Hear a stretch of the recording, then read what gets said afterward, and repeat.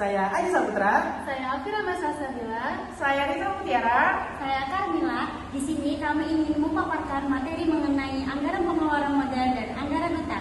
Yuk teman-teman, simak videonya. Hai Mila. Hai Risa. Lagi ngapain sih Mila?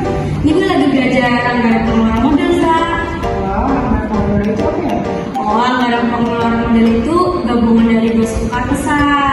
Anggaran sama modal yang mengacu pada pengeluaran besar yang dibawa perusahaan, Sa. Terus juga anggaran pengeluaran modal itu kayak berupa aset, biaya penelitian, sama anggaran produk. Oh, gitu. Iya. Oh, ini gue juga pernah belajar ini deh, metode anggaran pengeluaran modal yang biasanya sih disebut metode investasi. Itu kan melibatkan tiga jenis teknik ya. Teknik yang pertama itu metode Aristas dari Soto yang melibatkan pengelolaan Aristas setiap arisan. Terus yang kedua metode Aristas dari Soto yang melibatkan pengelolaan Aristas terakhir. Terus teknik yang terakhir itu metode analisis throughput yang lebih kompleks dari bentuk poin. Iya nggak sih? Iya bener. Oh, Terus juga gue mau ngasih tahu nih. Gue juga mau ngasih tahu pentingnya anggaran pengeluaran modal, Sa. Di sini tuh ada tiga kepentingan kayak misalnya yang pertama tuh kayak anggaran modal itu mempunyai dampak yang besar pada profitabilitas jangka panjang pada bisnis, Sa. Terus juga yang kedua, perusahaan mempunyai sumber daya keuangan yang terbatas, jadi sehingga membuat penganggaran modal dan itu membantu perusahaan untuk memanfaatkan sumber daya keuangan yang terbatas. Terus yang ketiga itu ada model ini kayak ini loh, kayak penting banget karena perusahaan itu kayak mengambil keputusan kayak secara hati-hati gitu dengan menggunakan gaya struktur coba gitu, Sa. Terus penganggaran modal ini juga membantu perusahaan dalam menerapkan tuntas tersebut. iya, betul sekali. Terus biasanya kan komponen-komponen dalam anggaran pengeluaran modal itu kayak ada investasi aset utang, terus ada penggantian aset apa ya? Lupa gua. Oh, ini, Sa. Itu tuh penggantian aset lama, Sa. Ini kan ya Bel, pengembangan proyek baru kalau nggak salah. Iya, benar banget. Terus di sini juga, lo tahu nggak pengertiannya itu apa? Kayak investasi aset tetap.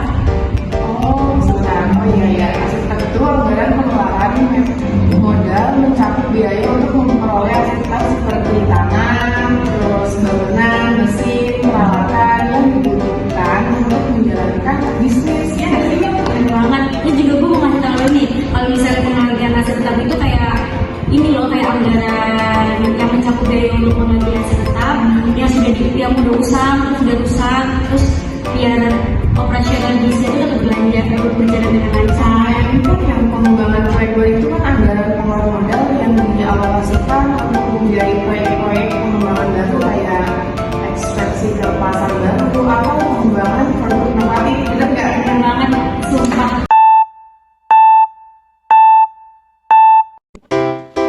Jadi gue masih bingung nih sama anggaran utang. Oh, ini mengenai materi anggaran utang itu.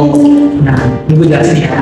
Jadi anggaran utang itu adalah anggaran yang dicatatkan secara sistematis dan merinci tentang jumlah utang serta perubahannya dari waktu ke waktu selama pada waktu tertentu yang akan datang. Nah, ada yang tadi gue jelasin itu diberikan kesimpulannya itu bahwa anggaran utang itu menunjukkan jumlah utang perusahaan ada suatu saat tertentu, juga menunjukkan perubahannya baik berupa anggaran maupun pengembangan utang sebagai akibat adanya perubahan itu deal.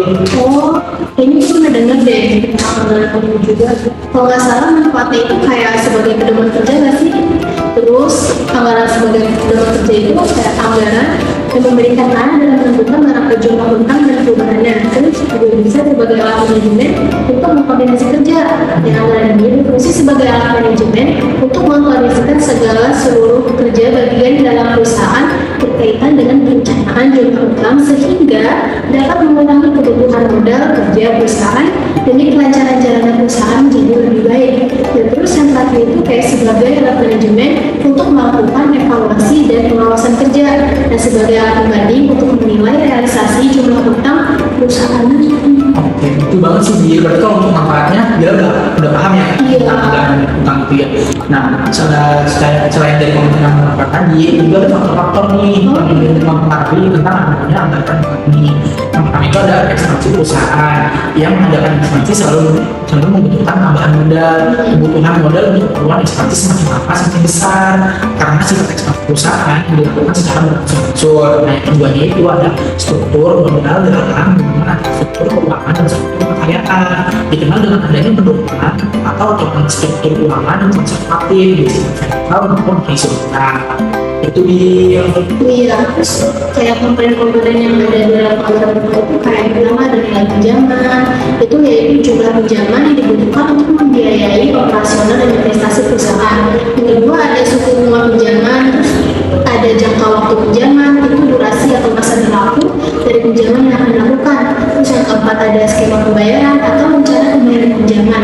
Dan yang terakhir ada sumber pinjaman, yaitu asal dana pinjaman. Benar gak sih? Bener banget sih dia. Berarti kan udah paham semua ya materi tentang anggaran utang ini ya. Bagus. Makasih. Ya, kita jadi sama paham kan? Iya. Terus dong.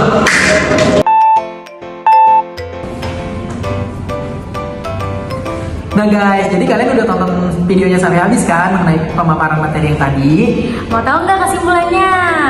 Nah, kesimpulan pada anggaran pengeluaran modal sangatlah penting dalam menentukan alur kas, investasi, dan penanaman saham, di mana bila perhitungan atau keputusan untuk pengambilan penganggaran modal tepat, maka keuntungan bagi perusahaan akan meningkat sesuai dengan perhitungan. Dan sangatlah penting bagi manajer keuangan untuk sangat hati-hati dalam mengambil keputusan dengan keadaan keuangan suatu perusahaan. Lalu, anggaran utang adalah untuk memperoleh dan membayar utang. Utang kebalikan dari piutang.